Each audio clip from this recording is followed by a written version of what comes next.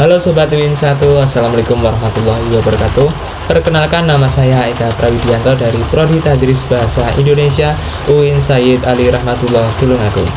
Tujuan saya membuat video ini adalah untuk menjelaskan jurnal yang telah saya publish dan untuk memenuhi tugas UAS mata kuliah Filsafat Pendidikan Islam. Baik, pada kesempatan ini saya akan mempresentasikan jurnal yang berjudul Implementasi Nilai-Nilai Filsafat Progresivisme dalam Kurikulum Merdeka. Penelitian ini membahas bagaimana prinsip-prinsip progresivisme menjadi dasar penting dalam pembentukan dan pelaksanaan kurikulum merdeka di Indonesia. Perubahan dunia pada abad ke-21 menuntut pendidikan yang lebih fleksibel, kontekstual, dan berpusat pada peserta didik itu sendiri. Namun, praktek pembelajaran di Indonesia masih cenderung tradisional dan berpusat pada gurunya. Kurikulum Merdeka hadir sebagai solusi, namun kebijakan kurikulum ini perlu dipahami fondasi dan filosofinya.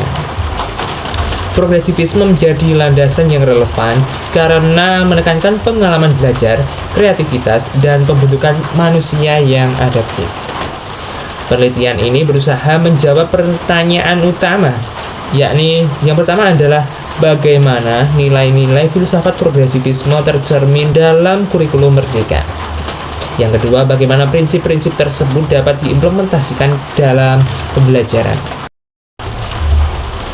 Penelitian ini juga bertujuan untuk mengidentifikasi prinsip-prinsip progresivisme yang selaras dengan kurikulum merdeka. Selanjutnya menjelaskan bagaimana prinsip tersebut diintegrasikan dalam struktur kurikulum, pedagogi, dan praktik dalam pembelajaran.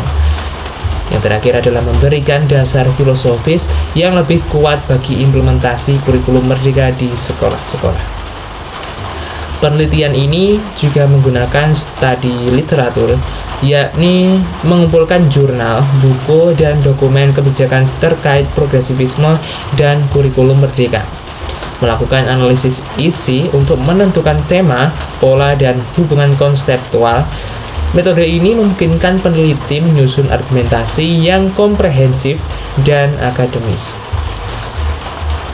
Temuan utama menunjukkan keselarasan kuat antara progresivisme dan kurikulum merdeka, yaitu yang pertama adalah pembelajaran berbasis pengalaman atau kita sebut dengan learning by doing.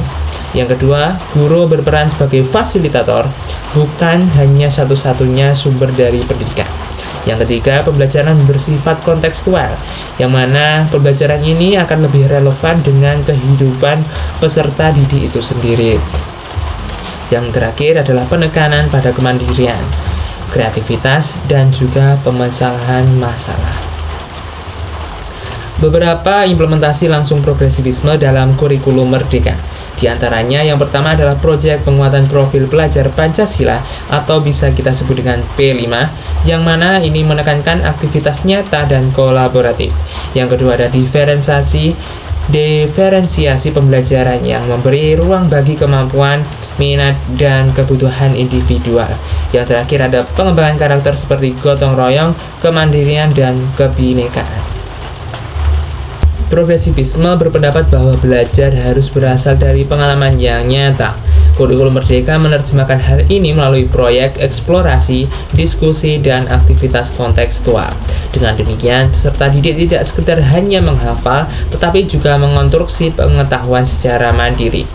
Perubahan peran guru juga menjadi tantangan terbesar, karena guru harus mampu merancang pembelajaran yang fleksibel dan juga memfasilitasi eksplorasi dan melakukan asesmen secara autentik.